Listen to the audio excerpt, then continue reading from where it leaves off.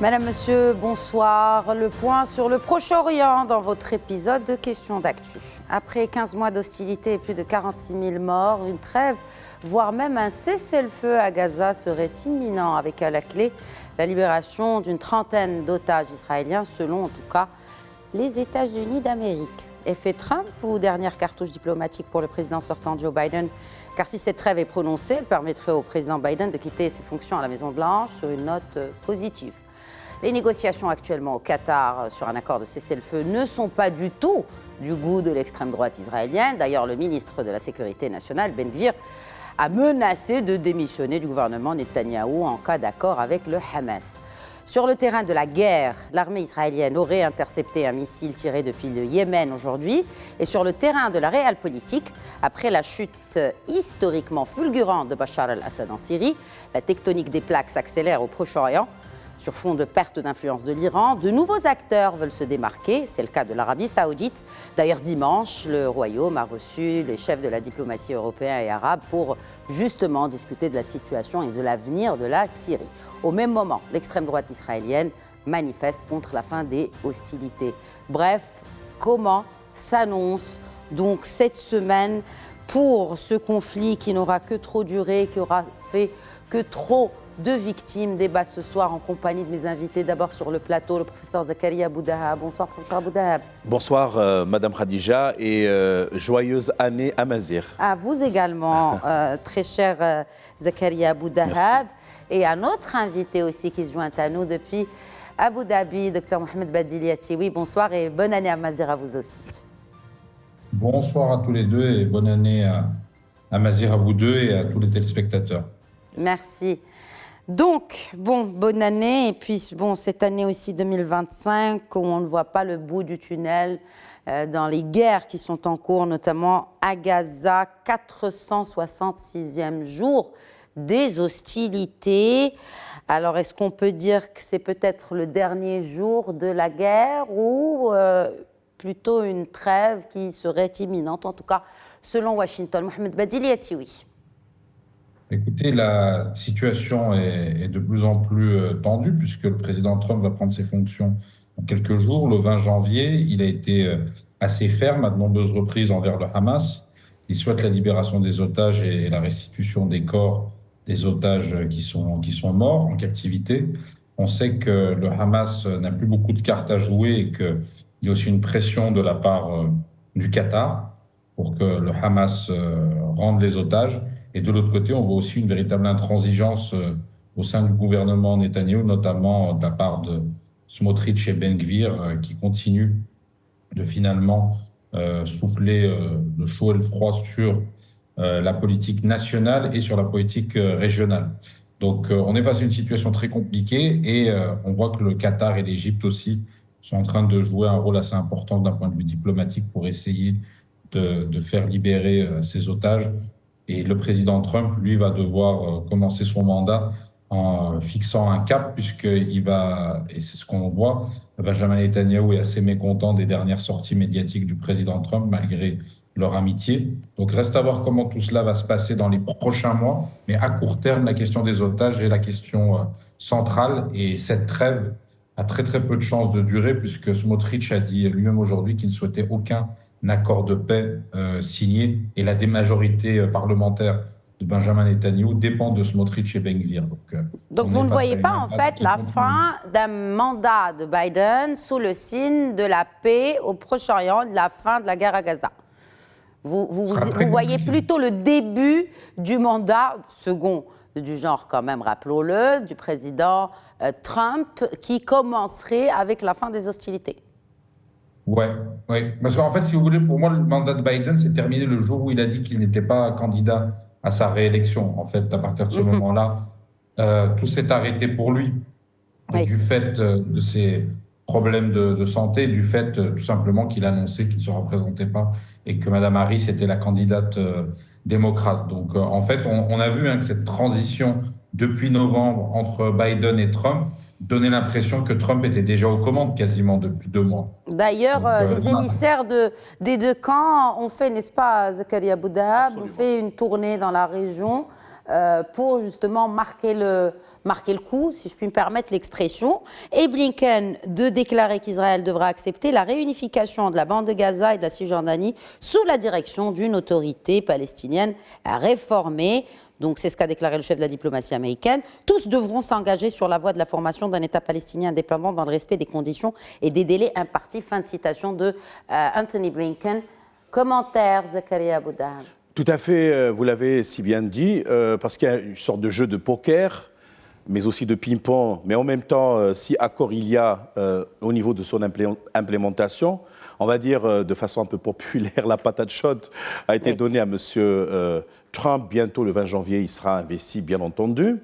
Et donc, cette question de 2 États, etc., côte à côte, c'est une vieille histoire qui, malheureusement, durant même les 4 années de M. Biden, l'administration, on n'a pas pu finalement aboutir à ce vœu extrêmement important, non seulement pour l'administration Biden, bientôt Trump, mais également dans le cas de la Ligue arabe. Ça, c'est le premier point. Le deuxième point, je voudrais dire une chose, Madame Khadija, c'est que quand on écoute un peu les intervenants du côté palestinien, libanais, parce qu'on parle du Moyen-Orient, syrien, etc., ils disent qu'au final, même ce front de la résistance, comme on dit, n'a pas été complètement démantelé. Et si aujourd'hui le Hamas négocie précisément cet échange, on va dire ce deal avec Israël, avec médiation. Les contours du deal, petit rappel, dans un premier temps, 33 otages libérés, une première phase d'une trêve qui durait 2 mois, donc 60 jours, et aussi retrait des troupes. Absolument. Donc c'est échelonné dans le temps, puisqu'il y a des questions de logistique, de tactique, etc. Sécurisation, on parle du Golan, on parle également de l'extension même de la zone de sécurité israélienne par rapport au Liban, c'est-à-dire la partie nord d'Israël, etc. Maintenant, même la Cisjordanie, on est interpellé. Vous avez d'entrée de jeu parlé en rapportant Dixit, Monsieur Blinken, quand il a dit la réunification au sens politique du terme. Ça veut dire qu'on aura un seul gouvernement, un seul interlocuteur, c'est-à-dire le président légitimement investi et qui est reconnu évidemment par la Ligue arabe, entre autres choses. Maintenant aussi, les experts se posent la question si les objectifs militaires d'Israël ont été atteints. Il y a une destruction totale, oui, d'accord. On a rasé presque Gaza de la carte, ou rayé Gaza de la carte, mais le Hamas existe encore, idéologiquement, politiquement. Il est certainement très affaibli, et donc il a encore quelques cartouches, si vous voulez. Maintenant, la grande question, c'est que, vous l'avez si bien dit, c'est la transition entre Biden et M. Trump. Donc bientôt, on va voir si d'ici là, cette trêve va se transformer en cessez-le-feu, qui va être respectée, on l'espère d'ailleurs, parce que c'est une guerre d'usure aussi, et qui au final pourrait mener vers peut-être des pourparlers dans le sens de la réalisation de cet objectif stratégique, la création d'un État palestinien reconnu internationalement. Alors, on parle beaucoup des pourparlers. Vous avez parlé il y a quelques instants, Mohamed Badil Yatiwi, du Qatar, de l'Égypte justement, du rôle de l'Égypte dans ces négociations et aussi du rôle de l'Égypte tout court. On voit que le Qatar quand même occupe beaucoup de place par rapport à l'Égypte dans les efforts de trêve, de négociation de part et d'autre. Pourquoi est-ce que finalement c'est une légitimité du pouvoir qatari vis-à-vis de cette question palestinienne qui finalement se consolide? On a vu que le Qatar, en fait, sur tout un tas de dossiers régionaux et au sens très très large, ils ont joué un rôle essentiel pour l'élection d'un président au Liban, Joseph Aoun, il y a quelques jours. Ils jouent un rôle central sur la question palestinienne. Ils ont joué un rôle central il y a quelques années, on s'en souvient, au moment du retour des talibans en Afghanistan. Donc on voit que sur tout un tas de dossiers, le Qatar se positionne et cherche à être l'interlocuteur clé, sans oublier, bien sûr, maintenant avec le changement de régime à Damas, on a vu que le Qatar, avec la Turquie, étaient les acteurs essentiels en soutien au HTS. Mais par rapport à l'Égypte, on voit que l'Égypte, en fait, souffre de plusieurs maux. Maux MAUX, on voit que l'Égypte de Sisi a des problèmes économiques et sociaux très très forts. Il y a la crise de la monnaie égyptienne depuis plusieurs années. Il y a une inflation très importante, un appauvrissement généralisé, ça c'est pour les problèmes internes. S'ajoute à cela le risque qu'il y a eu pendant de nombreux mois de voir des réfugiés palestiniens arriver par la frontière entre Gaza et l'Égypte. Et ça, c'était un véritable risque social d'avoir 1 million, voire même 2 millions de personnes en plus.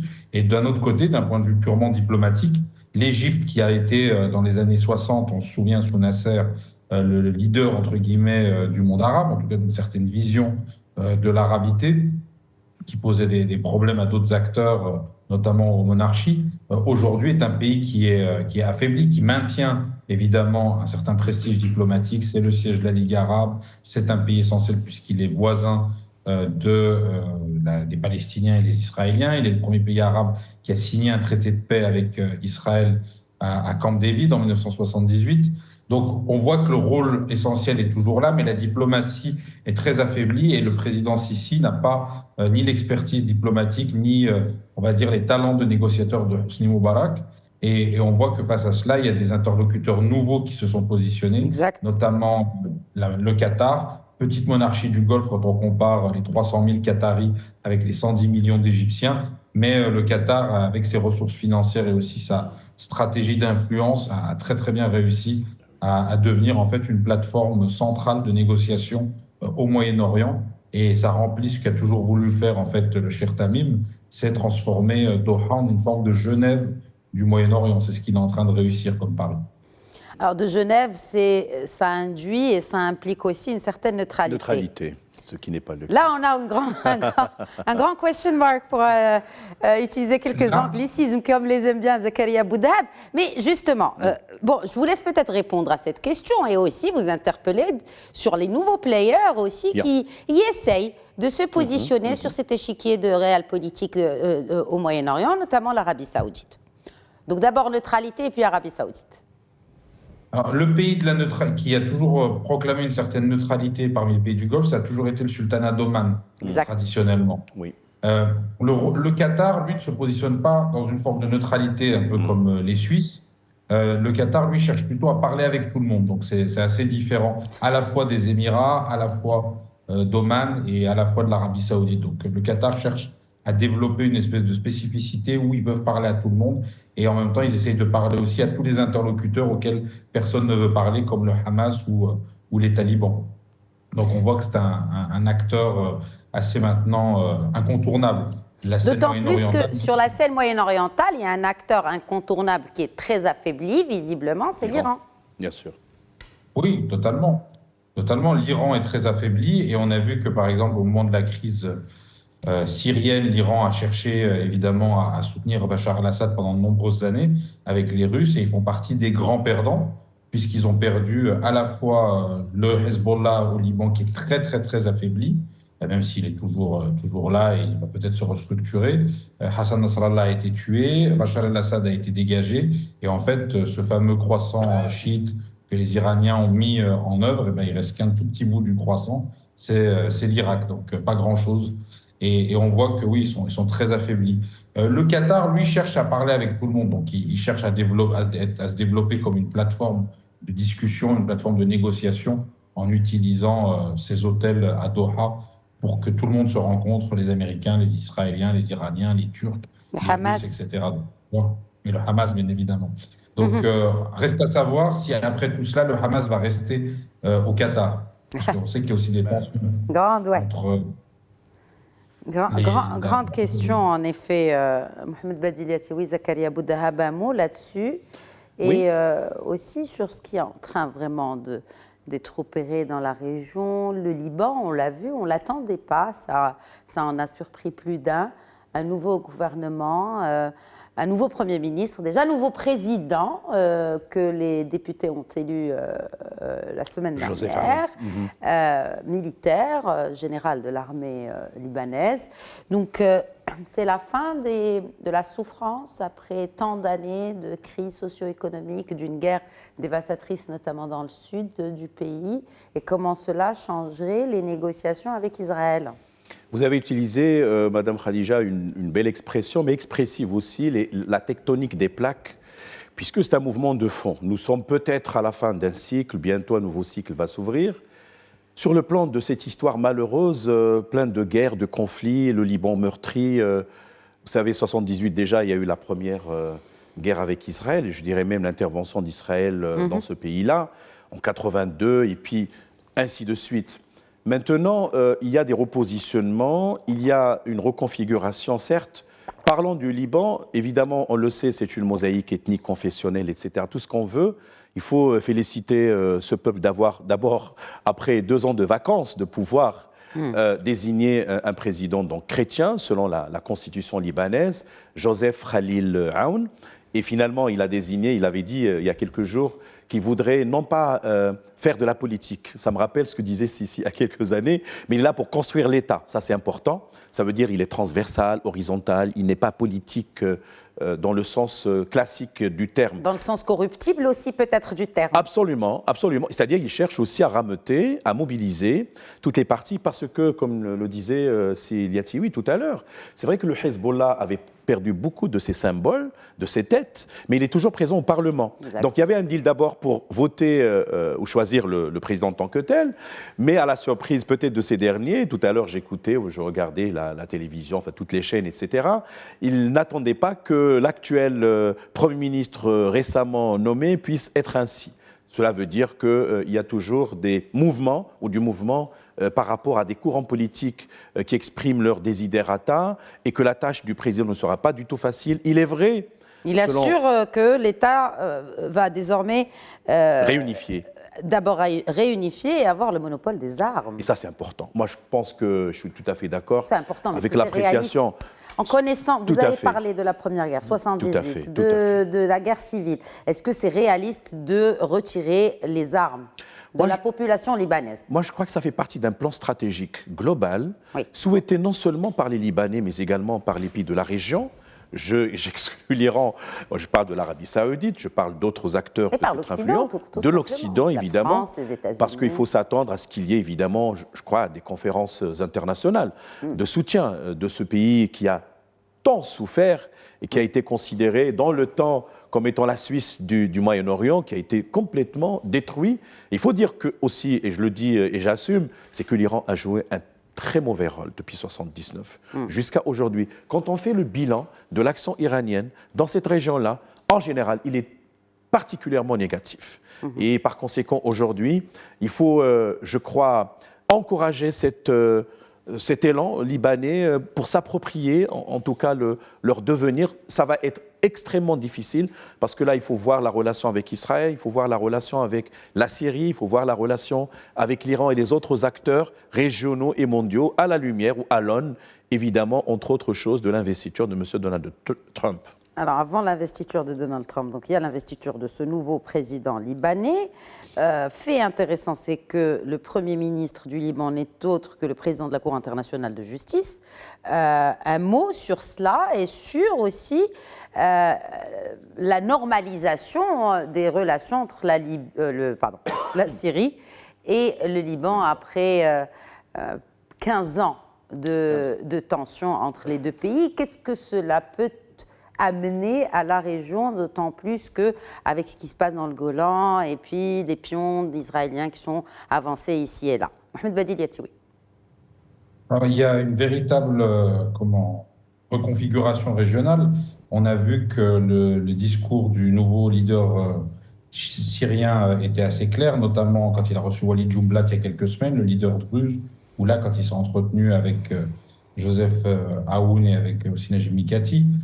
La Syrie et le Liban ont une histoire qui est en fait inextricable. Le problème avec les Assad, père et fils, c'est qu'ils considéraient, comme beaucoup de membres du parti basse, que le Liban était rien de moins qu'une province syrienne. Et là, on a vu que les propos de Mecharia étaient très clairs.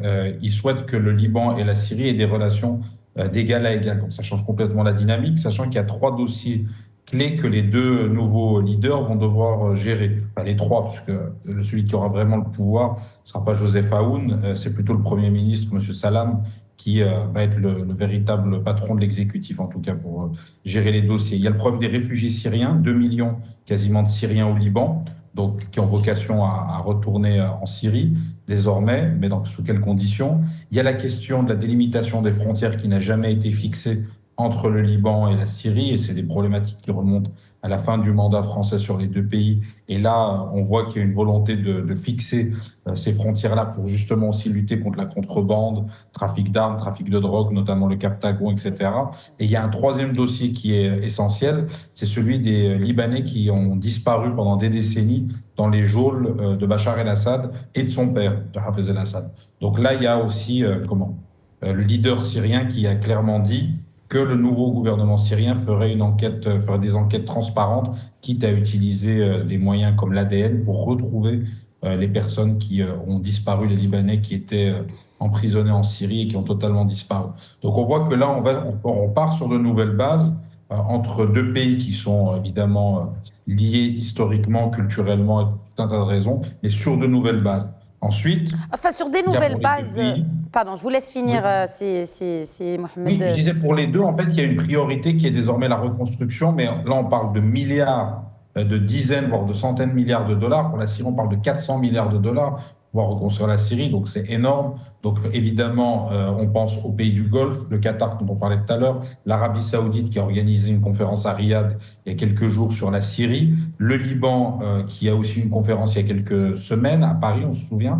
Donc on voit qu'un ensemble d'acteurs internationaux vont se mobiliser pour financer à la fois la reconstruction du Liban et celle de la Syrie, mais ça va nécessiter beaucoup de temps et beaucoup de stabilité.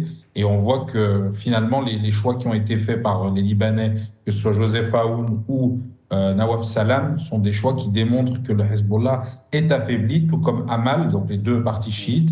Mais il faut toujours se souvenir que le fameux pacte de 1943, le pacte national, dit que le président est un chrétien maronite, oui. Le premier ministre est un sunnite, mais le président du Parlement est un chiite. Donc, au sein du Parlement, à mon avis, le Hezbollah est en train de patienter du fait de son affaiblissement pour mieux essayer de contrer Nawaf Salam, puisque c'est celui qui avait à plusieurs reprises attaqué à la fois le Hezbollah et Bachar el-Assad sur l'assassinat de Rafik Hariri.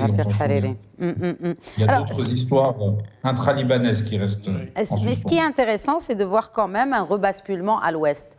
Excusez l'expression, là vraiment dans le sens proprement propre, c'est-à-dire que l'Occident reprend du terrain dans cette région. L'Iran affaibli, la Russie... La grande absente. La grande absente, mais qui prévoit quand même de signer là, ce vendredi, un accord de partenariat stratégique global, le même qu'elle a signé en 2024 avec la Corée du Nord, cette fois avec l'Iran. Professeur Abou Dahab.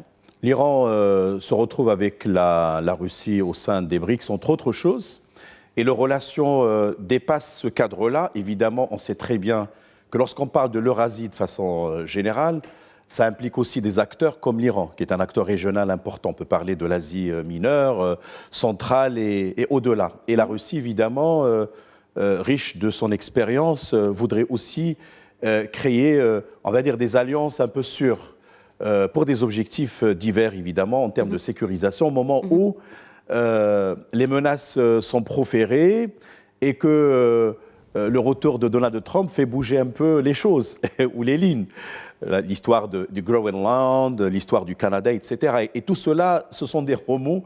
Évidemment, nous y reviendrons certainement après pour voir cela, parce qu'il y a toujours des actions-réactions. Vous savez, Madame Khadija, en stratégie, c'est action-réaction.